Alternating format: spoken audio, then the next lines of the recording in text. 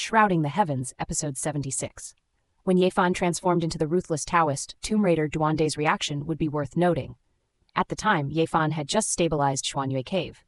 However, behind him, forces like Lihuojiao, Luoxia sect, and Qingxia Pavilion were eager to take advantage of the situation. Qingxia sect had just been conquered by Yefan, but now these other sects sought to seize the opportunity. This ambition angered Yefan. Soon, a disciple from Qingxia brought news that someone from Lihuojiao had come to visit. None other than the eldest disciple of Lihuojiao's leader. Without hesitation, Yefan ordered the visitor to be driven away. However, the three elders of Qingxia warned Yefan that Lihuojiao was a powerful force, not any weaker than Xuanyue Cave. Yefan asked if Lihuojiao also had supreme leaders, ancient and powerful figures. One elder confirmed that Lihuojiao had not one, but two such figures who had already been strong in the third realm of Dao Palace 8 years ago. This revelation left Yefan speechless. Suddenly, a voice rang out from outside the mountain gate, calling out for an audience at the main peak of Qingxia. It was Du Chengkun, the eldest disciple of Lihuojiao.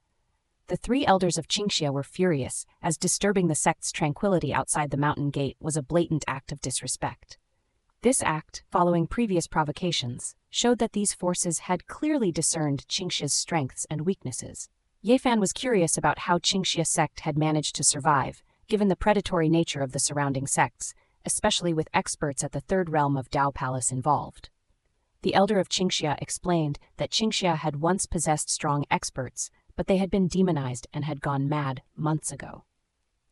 Had Yefan arrived earlier, he might have faced grave danger. As Du Chengkun's voice came closer, Yefan utilized the heaven and earth transformation technique, taking on the appearance of the ruthless Taoist Duandu.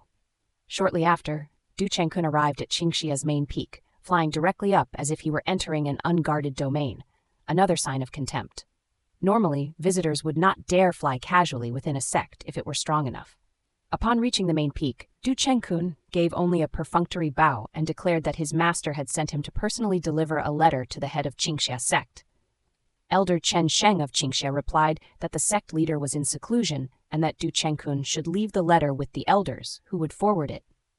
However, Du Chengkun insisted that his master had specifically instructed him to deliver it directly to the sect leader.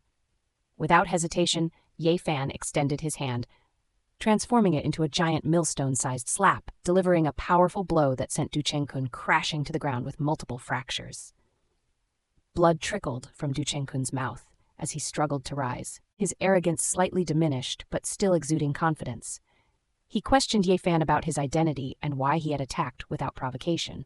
Yefan struck him again, knocking him off Qingxia's main peak and warning him not to return unless he had reached the secret realm. Yefan also used the 9 honey attack, leaving a unique injury on Du Chengkun that, if investigated, would astonish the Qingxia sect. Meanwhile, disciples from Luoxia sect and Qingxia Pavilion also arrived to visit. Yefan called them in and gave them a thorough lesson as well. The large slap from Yefan made both of them scream in pain, their bones broken and shocked by the sudden attack. Eventually, they were driven out of Qingxia. The disciples and elders of Qingxia looked at each other, surprised at how harsh this suddenly appearing Taoist priest was.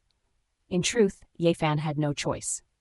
He had to act this way because if he showed any sign of weakness, he was certain that Qingxia would be wiped out instantly.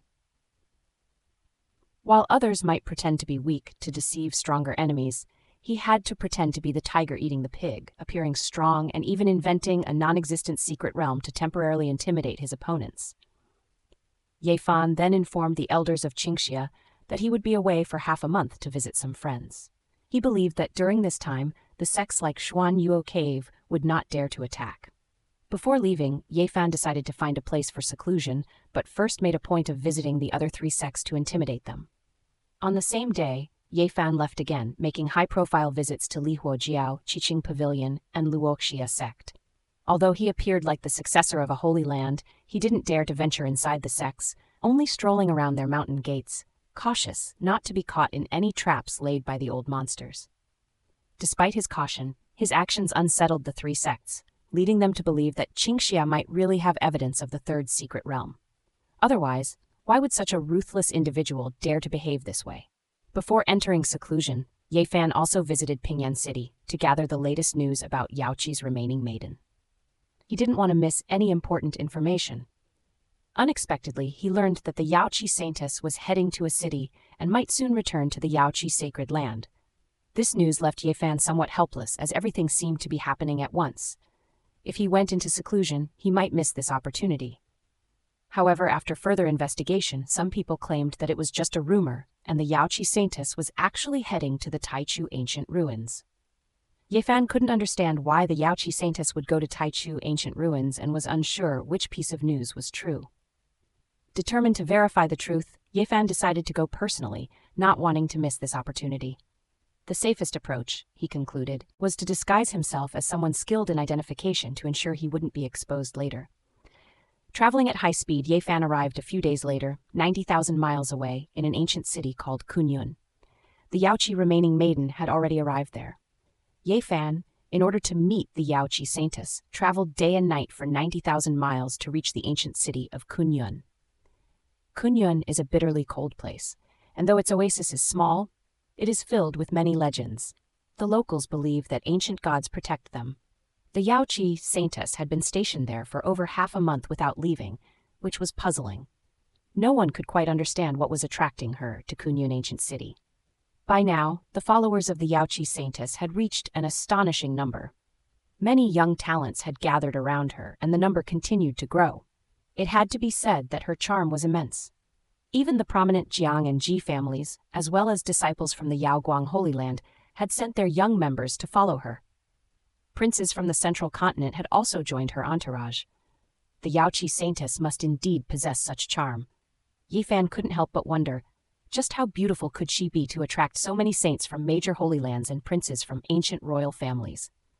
At this moment, Ye Fan was still disguised as the shameless Taoist Duande. He muttered quietly to himself, "It's just a woman." He was immediately countered by the cultivators around him, who told him that, as a Taoist and a practitioner, he might not understand such feelings. They insisted that if he saw the true appearance of the Yaoqi saintess, he would certainly renounce his vows without hesitation. Ye Fan scoffed, saying that he wasn't so weak. Even if it were the Nine Heavens goddess, he would still view her as just another woman and wouldn't worship her. At that moment, a bearded young man next to him suddenly spoke up, agreeing with Ye Fan's point of view. He added that the Yaoqi saintess was just a holy land saintess, and that he could take her as a concubine if he felt like it one day. Ye Fan immediately recognized the rogue-like aura about the man, noting that he was likely the descendant of some great bandit. The people around them quickly scattered, leaving only Ye Fan and the bearded man. The bearded young man, finding Ye Fan to his liking, invited him for a drink. Calling Ye Fan "Cow Nose," the man insisted on buying him a drink or two. Though Ye Fan found the nickname annoying, he reluctantly agreed, as he was in a difficult situation. The two of them went to a tavern and ordered some dishes. The bearded man suggested that they eat first, as his friends were yet to arrive. The bearded young man proved to be very generous, clinking glasses with Ye Fan and downing 18 bowls of strong liquor. The man's name was Wu Zhongtian, and he proudly declared himself to be the grandson of Wu Dao, the 5th great bandit of the North Yu region. Wiping his mouth, Wu Zhongtian praised Ye Fan, calling him a true drinking Taoist who could handle anything from pig knuckles to roasted lamb. Eventually, he asked Ye Fan for his name. Ye Fan introduced himself as Duande Dao, with the alias Wu Liang. Upon hearing this, Wu Zhongtian said that they must be connected somehow, as both his appearance and name seemed familiar to him. Wu Zhongtian finally revealed his name, and Ye Fan immediately realized who he was dealing with: Wu Dao, the 5th great bandit of the North Yu region. This rough and tough man was indeed his descendant. Wu Zhongtian's bold personality, along with his extraordinary strength, impressed Ye Fan. The other party's skill was evident, and Ye Fan thought this was someone worth befriending. As they talked, Ye Fan's suspicions about Wu Zhongtian's identity were confirmed. Upon entering the tavern, Ye Fan noticed several formidable followers trailing behind Wu Zhongtian. These individuals were not unfamiliar to him. They had all been seen at the Yaoqi Immortal Stone Square in Pingyan City, and were the descendants of notorious bandits. This was clearly a gathering of small-time bandits, none of whom were kind-hearted. They were no better than the holy sons from prominent sects. One of the bandits asked who Ye Fan was, even after drinking alcohol, still inquiring about his identity. It was evident that Wu Zhongtian held some standing among these people. Wu Zhongtian then introduced Ye Fan, stating that though they had just met, it felt like they were old acquaintances. When he mentioned the name Duande, it seemed somewhat familiar to him. At that moment, Ye Fan felt something was off. Could it be that Taoist Shui De, the rogue he had encountered before, had such a wide social circle? It would be understandable if he was making waves in the southern Jade region, but could he also have connections in the northern region? If that were true, it would indeed be extraordinary, especially given the vast distance and the difficulty of crossing the regions, which were controlled by the Holy Lands. Another descendant of a bandit muttered, "Why does the name Duande sound increasingly familiar?" He recalled that 7 or 8 years ago, Wu Zhongqian seemed to have cursed someone by that name. At this point, Wu Zhongqian suddenly remembered something and stared intently at Ye Fan. After a moment, he realized that Ye Fan was indeed that damned Taoist. Ye Fan immediately felt something was seriously wrong. He might end up taking the blame for the unscrupulous actions of the rogue Taoist. It seemed inevitable that he would bear the consequences first. Although Wu Zhongqian had never seen Duande in person, he had seen his portrait. He could even recognize Duande by his bones, or even his ashes. Furious, Wu Zhongqian shouted for the others to surround Ye Fan. His finger trembled as he pointed at Ye Fan, accusing him. "This scoundrel Taoist is so audacious, daring to come to my great-grandfather's grave." Wu Zhongtian's grandfather had said that, if he ever caught Duande, he would suppress him and send him to the valley mines for punishment. Ye Fan could only twitch his lips at this turn of events. The scoundrel Taoist Duande was indeed too outrageous, provoking anyone and everyone, even daring to desecrate the grave of the 5th great bandit. This was truly a case of digging up the ancestors' graves. Ye Fan initially wanted to play the part of a shameless rogue, but unexpectedly, he ended up being framed for a wrongdoing. Worse, he was blamed for the misdeeds of Duande. Surrounded by Wu Zhongqian, Tu Fei, and other bandits, Ye Fan quickly tried to explain, saying that the matter had nothing to do with him. He couldn't accept being blamed for such a massive offense and cursed Duande in his heart for being so despicable. Wu Zhongqian, clearly furious, felt a sense of familiarity, as if he had once feasted with this scoundrel, but never expected him to cause such trouble. He slammed the table in anger. Tu Fei, squinting from the side, added fuel to the fire, saying, "That despicable guy is truly evil. Even though Zhongtian's ancestors were mighty, you can't just accuse someone like this. If word gets out, how would Lord Wu Dawei, the 5th great outlaw, bear it?" Meanwhile, in a distant, unknown ancient ruin, Duande sneezed 3 times and muttered curses under his breath. "Don't let me find out who's bad-mouthing me, or they won't get away with it." Back in the tavern, Ye Fan was speechless.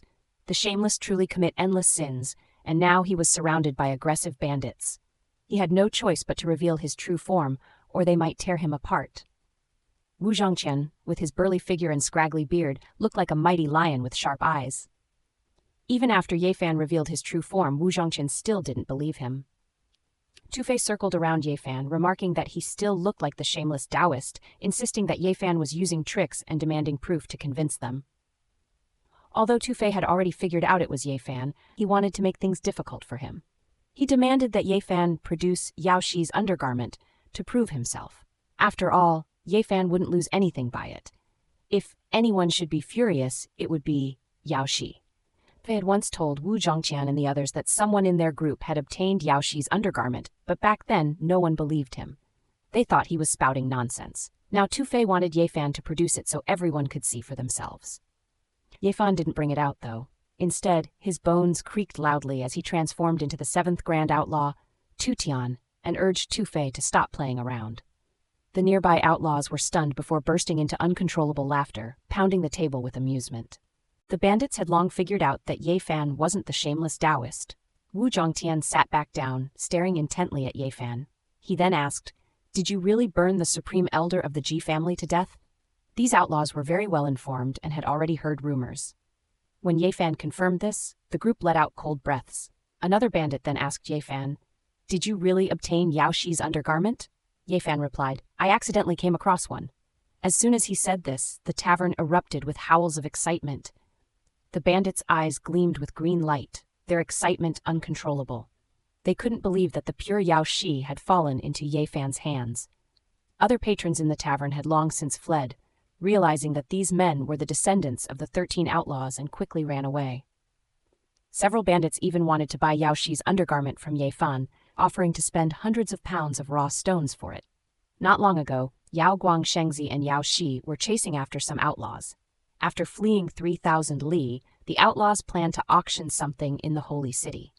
Yao Shi and Ye Fan were both stunned, thinking that these people were truly cowardly, a gang of rogues, no doubt. Ye Fan knew better than to confront them, as they had powerful grandfathers like Niu Shisan backing them. Even if they caused chaos, they had support. If Ye Fan dared to auction Yao Shi's garment, Yao Guangshengdi would stop at nothing to kill him to save face. Finally, through Wu Zhongtian's introduction, Ye Fan got acquainted with several others. These new figures were Liu Kou, Li Heishui, and Zhang Huairen. Liu Kou was the grandson of the 6th Grand Outlaw, Liu Feng, from the northern region. Li Heishui was the grandson of the 8th Grand Outlaw, Li Heng, and Zhang Huairen was the grandson of the 9th Grand Outlaw, Zhang Yi.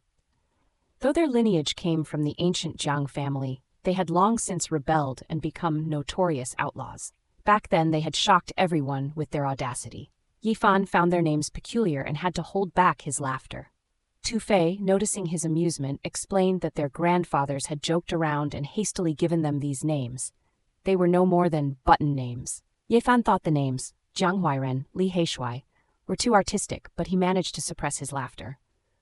Among the 5, only Wu Zhongtian's name seemed somewhat decent, though his image and temperament were no better than the others.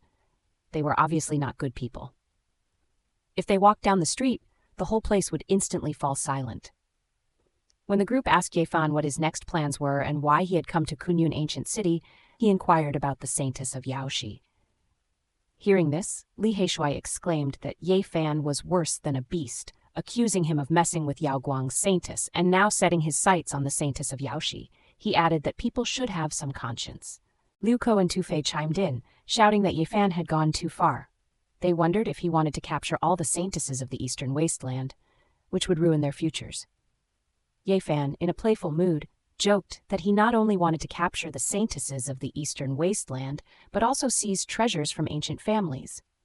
More than that, he wanted to abduct the princesses of the immortal dynasties of Zhongzhou, which had been passed down for tens of thousands of years. His ultimate goal? To establish a grand harem. The 5 little bandits shouted in unison, calling Ye Fan a beast.